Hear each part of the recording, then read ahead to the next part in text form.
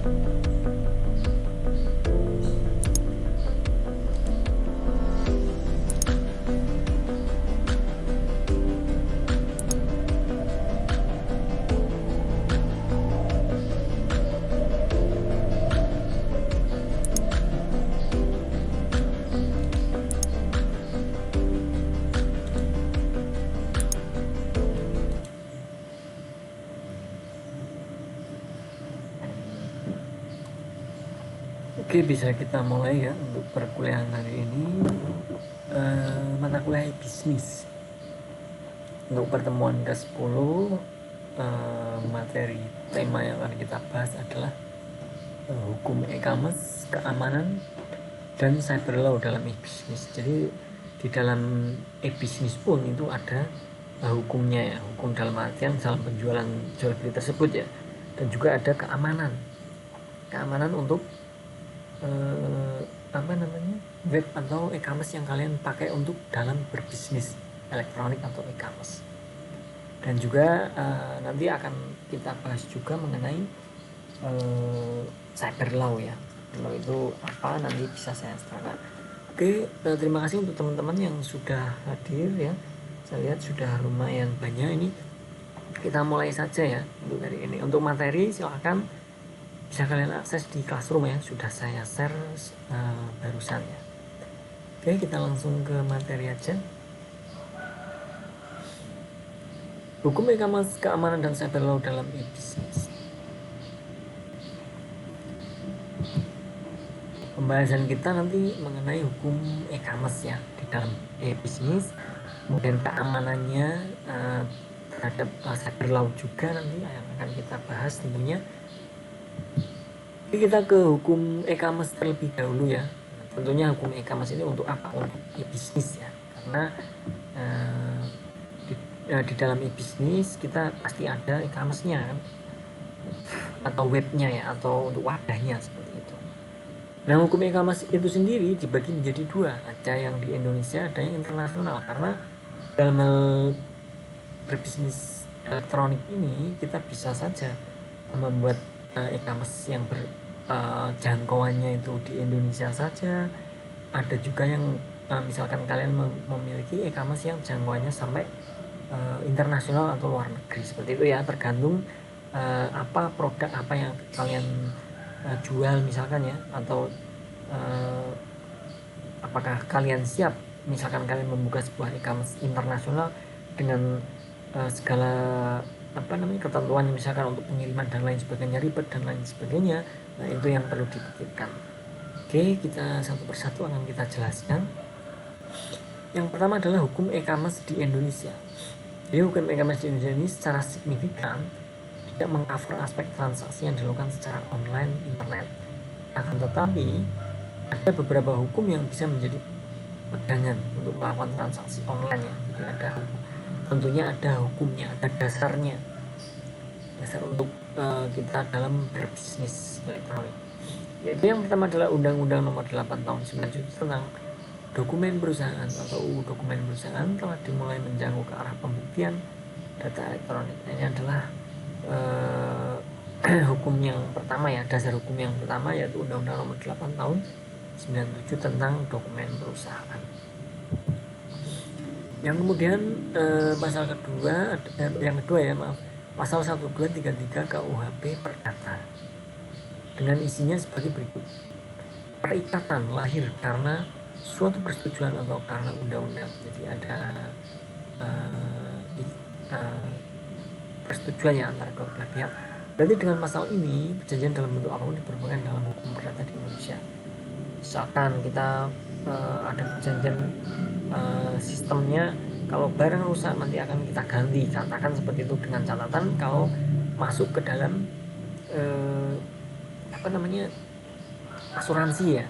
Nah, di dalam e-commerce di bisnis ini juga ada yang pilihannya, atau ada dua option biasanya.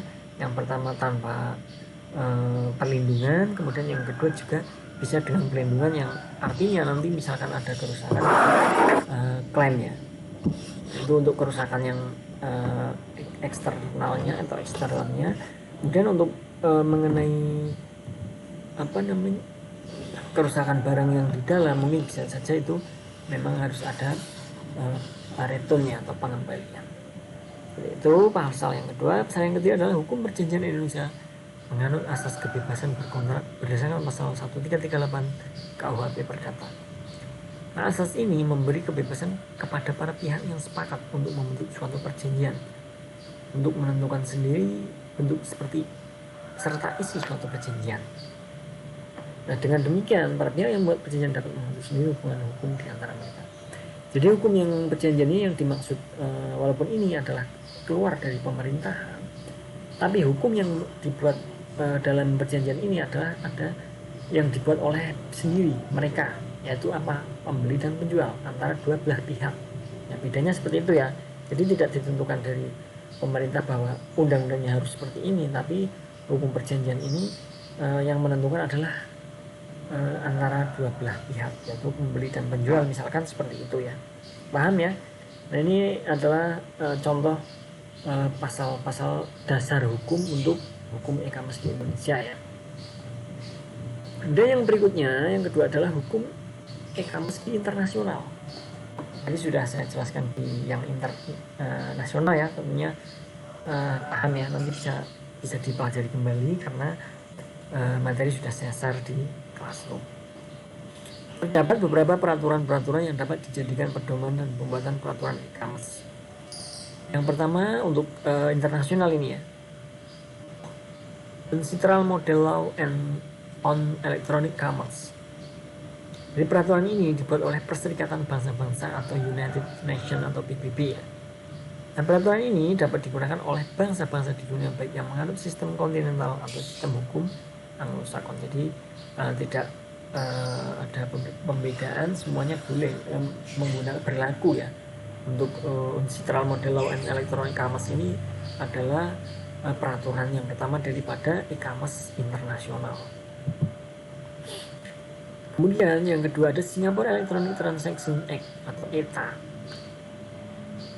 Nanti untuk detailnya silahkan kalian browsing ya, banyak ya untuk ETA itu seperti apa sih, proses dan lain sebagainya, bagaimana seperti itu. Yang terdapat 5 hal yang perlu digarisbawahi di dalam ETA tersebut. Yang pertama adalah tidak ada perbedaan antara data elektronik dengan dokumen tertulis. Jadi harus sama ya. Ya tentunya saya rasa sama, karena apa? Antara data elektronik itu kan misalkan stroke ya, itu pasti sama dengan dokumen yang tertulis. Tidak ada perbedaannya, karena misalkan berbeda bagaimana di dalam stroke perusahaan ternyata menuliskan 10.000, kemudian di dalam stroke kita menuliskan 12, itu namanya melanggar aturan atau undang-undang. Kemudian yang kedua, suatu data elektronik dapat menggantikan suatu dokumen tertulis. Nah, ini sama ya, seperti misalkan kita katakan ya, dokumen tertulis itu kita hilang, tapi dokumen elektronik tersebut masih bisa dijadikan sebuah bukti ataupun sebagai yang bersifat ini ya, maksudnya bersifat misalkan ada suatu gugatan dan lain sebagainya, itu ada dasar hukumnya. Yang ketiga, penjual atau pembeli atau pihak-pihak bisnis dapat melakukan kontrak secara elektronik. Nah, ini nanti silahkan juga kalian pelajari ya, kontrak elektronik itu seperti apa. Di dalam suatu e-commerce, di e-bisnis itu sering ada yang namanya kontrak elektronik ya. Jadi ada isinya apa, nanti buat PR kalian apa saja yang menjadi syarat ataupun yang lainnya sebagai kontrak elektronik seperti apa. Yang keempat, suatu data elektronik dapat menjadi alat bukti di pengadilan. Nah, ini seperti yang tadi saya katakan di poin 2 ya. Misalkan ada sebuah kejanggalan ataupun ketidak lurusan dalam hal berbisnis di bisnis ini. Nah, nanti data elektronik ini akan bisa menjadi bukti ya. Tidak hanya harus bersifat yang manual, tapi data elektronik ini juga bisa dijadikan sebagai bukti asalkan masih tersimpan, tentunya tersimpan di database ya misalnya ya. Nah, seperti itu ya. Kemudian yang kelima, jika data elektronik telah diterima oleh para pihak-pihak yang berkesepakatan, maka mereka harus bertindak sebagaimana kesepakatan yang terdapat pada data tersebut. Nah, seperti itu ya. Jadi misalkan kita membeli sebuah barang di e-commerce, berbisnis di e-commerce ya, ternyata pihak 1, pihak 2 sudah menerima kesepakatannya, data elektroniknya sudah dikirimkan, kedua belah pihak sudah mempunyai data tersebut. Kemudian ada hal-hal yang tidak diinginkan lah, nanti harus diselesaikan secara hukum. Nah, bukti hukumnya apa? Nah, data tersebut ya. Misalkan saja itu ya sebagai contohnya. Jadi agar tidak terjadi perselisihan bagaimana? Harus bertindak sebagaimana kesepakatan yang terdapat pada data tersebut ya, sesuai ya. Contoh kecilnya seperti ini, kalian membeli sebuah berbisnis ya, intinya berbisnis, mungkin jual beli ya, katakan di sebuah e-commerce di e-bisnis, kemudian ternyata ada hal-hal yang kurang dikirim misalkan, nanti dikatakan kita disimpan dikirim secara COD ya, seperti yang kalian sering lakukan mungkin. Nah ternyata barangnya kurang, nah ini nanti bisa di konfirmasi ya, harus bertindak sesuai kesepakatannya. Kenapa kesepakatannya barangnya sekian kok ternyata yang datang sekian, nah itu boleh ditolak. Nah itu alasannya kenapa, karena barangnya tidak sesuai.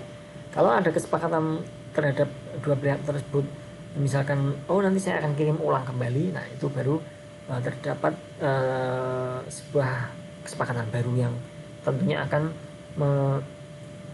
menjaga nama baik daripada pihak satu yang ternyata terjadi kelalaian. Misalnya seperti itu contoh kecilnya.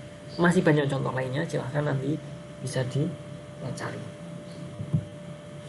Yang ketiga ada EU Direct on Electronic Commerce. Peraturan ini menjadi undang-undang pada tanggal 8 Juni 2000. Terdapat beberapa hal yang perlu digarisbawahi, yaitu ini juga yang hukum e-commerce internasional ya, yang ketiga ya.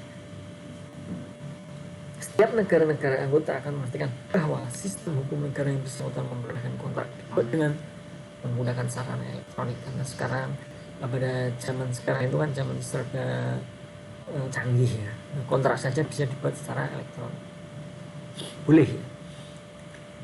Kemudian yang kedua, para negara anggota dapat pula membuat pengecualian terhadap ketentuan dalam hal kontrak untuk membuat atau mengalihkan hak atas real estate, kemudian kontrak yang diatur di dalam hukum keluarga, kontrak penjaminan, kemudian kontrak yang melibatkan kewenangan pengadilan. Ini bisa ya membuat pengecualian terdapat ketentuan dalam hal tadi ya, ada 4 poin tadi, ini bisa membuat pengecualian. Oke, tadi adalah hukum, sudah kita bahas hukum e-commerce dalam Indonesia maupun internasional ya, nasional maupun internasional. Nah, untuk pembahasan berikutnya kita ke cyber law. Apa itu cyber law?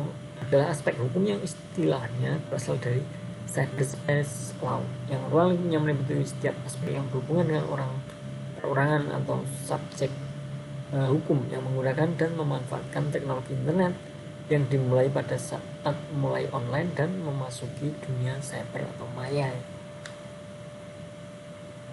Jadi di cyber ini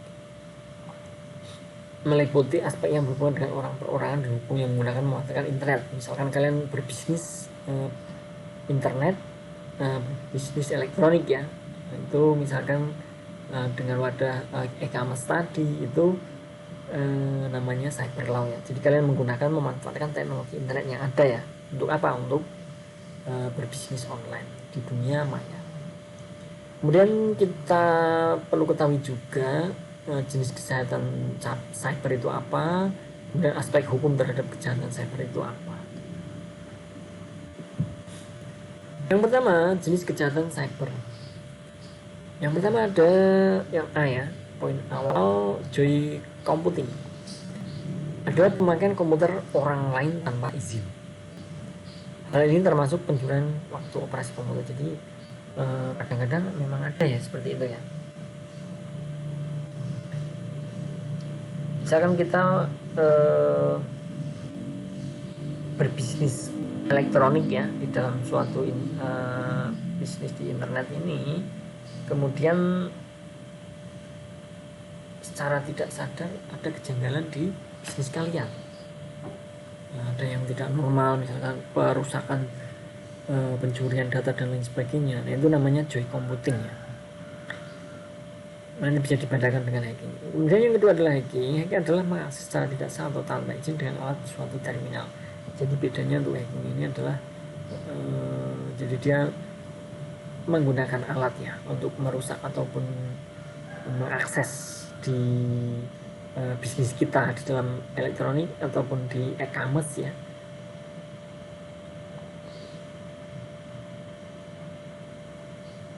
Nah, ini kalau untuk joy computing kan dia langsung ya. Nah, beda dengan hacking. Kalau hacking kita menggunakan si hackernya itu menggunakan suatu terminal atau alat sendiri.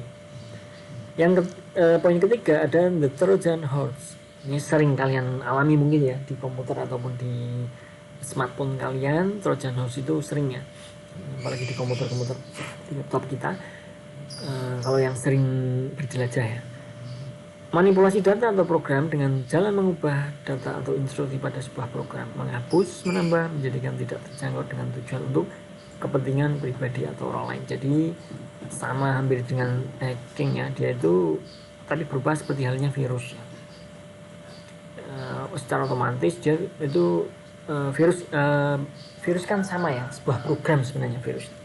Jadi program tersebut kalau sudah menjangkit di suatu e-commerce di dalam bisnis kita, itu bisa saja menghapus, kemudian menambah, menjadikan tidak terjangkau ataupun merubah ya agar datanya semrawut dan lain sebagainya. Nah itu bahaya daripada Trojan horse. Ini adalah jenis kejahatan cyber ya. Dalam kita berbisnis elektronik itu harus sangat berhati-hati.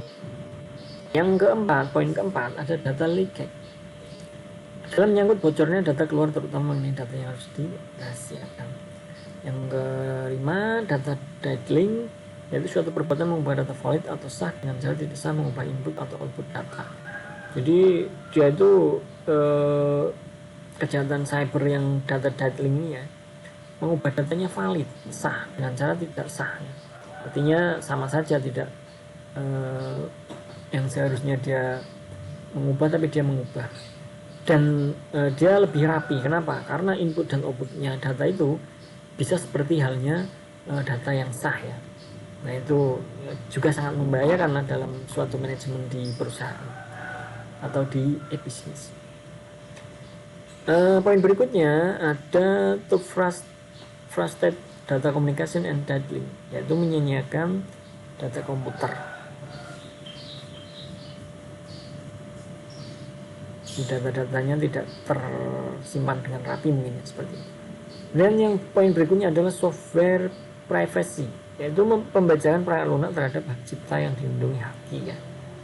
Jadi misalkan kalian ada software seperti contohnya crack itu ya, ini ada misalkan ada Windows crack-crackan dan lain sebagainya, itu kan melanggar haki harusnya, karena itu punya orang ya. Kalau kita gunakan seperti halnya bajakan, misalkan software bajakan ataupun barang bajakan, itu kan melanggar haki sebenarnya. Itu ya data yang berikutnya. Oke, itu adalah jenis kejahatan daripada cyber di e-bisnis dalam e-commerce. Kemudian poin berikutnya aspek hukum terhadap kejahatan cyber. Nah, dalam kaitannya dengan ketentuan hukum yang berlaku, dikenal beberapa asas yang bisa digunakan, yaitu yang pertama adalah asas subjective territoriality. Asas yang menekankan bahwa dilakukan hukum yang ditentukan berdasarkan tempat perbuatan dilakukan dan penyelesaian tidak pidana dilakukan di negara lain. Jadi ini lebih ke internasional ya tadi ya. Dan asas yang kedua, asas objective territoriality. Nah, yang tadi yang subjek, yang ini yang objektif ya. Asasnya menyatakan bahwa hukum yang berlaku adalah hukum di mana akibat utama perbuatan itu terjadi dan memberikan dampak yang sangat merugikan bagi negara yang bersangkutan. Untuk objektif ini dilakukan di negara kita sendiri, misalkan kita sebagai pelaku e-bisnis ya, atau e-commerce, di dalam e-commerce. Nah, bedanya untuk subjektif tadi adalah di negara lain, yang mengadili itu di negara yang di sana. Kalau yang objektif itu di kita sendiri. Seperti itu ya. Ada asas yang berikutnya adalah asas nationality. Asas yang menentukan bahwa negara mempunyai yurisdiksi untuk menentukan hukum berdasarkan kewarganegaraan pelaku. Jadi ini bersifatnya nationality ya.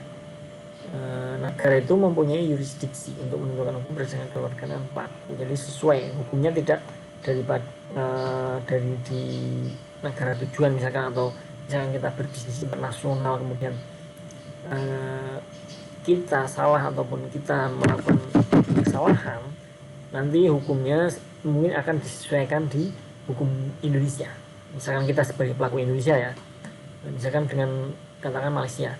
Nah nanti dengan menggunakan asas nationality ini di pihak kedua ataupun di Malaysia tersebut, misalkan contohnya itu mereka akan menggunakan asas yang di negara kita. Itu ya. Dan yang berikutnya asas protective principle.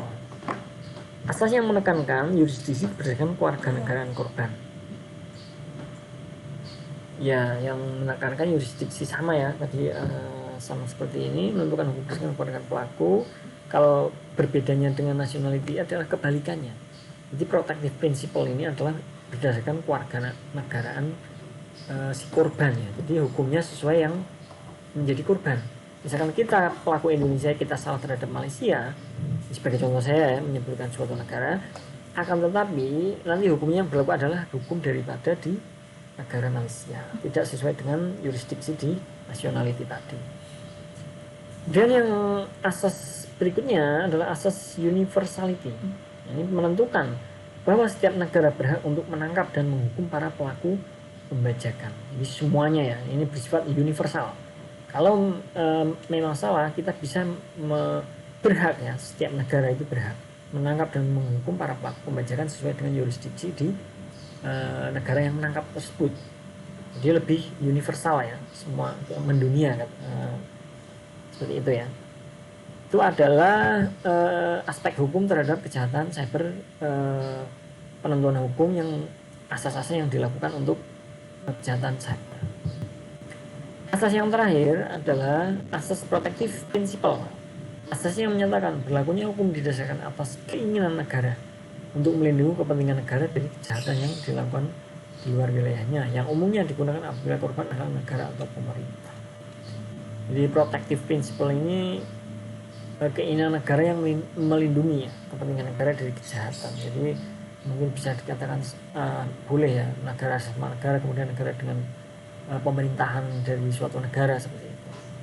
Itu ya, jadi ada 6 asas dari aspek terhadap kesehatan cyber tadi ya. Ada asas subjective veritality, kemudian objective veritality, asas nationality, protective principle, dan universality. Kemudian ada asas terakhir adalah protective principle. Oke, seperti itu ya. Selesai untuk perkuliahan hari ini. Silahkan nanti bisa dipelajari kembali. Apabila ada yang belum paham, silahkan ditanyakan ya. Boleh ditanyakan pribadi saya sama saya, asalkan jamnya jam kerja ya. Seperti itu. Nanti bisa ditambahkan apa yang belum saya sampaikan, misalkan bisa dikembangkan di penjabaran daripada asas nationality itu apa dan lain sebagainya, silahkan ya, untuk memperdalam ilmu kalian ya. Oke, seperti itu ya. Saya lihat di ini dulu, sudah banyak ya. Untuk terima kasih untuk teman-teman semua ya. Kalau tidak ada yang ditanyakan, silakan, mungkin ada yang ditanyakan ya. Saya tunggu beberapa saat.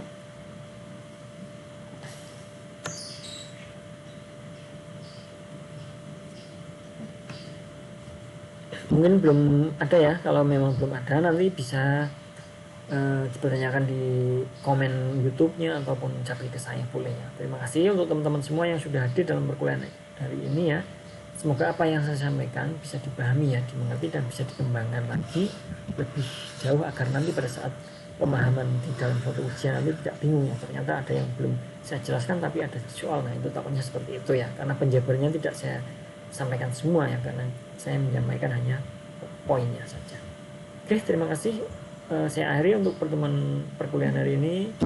Wassalamualaikum warahmatullahi wabarakatuh. Salam sejahtera untuk kita semua. Selamat beraktivitas kembali. Terima kasih.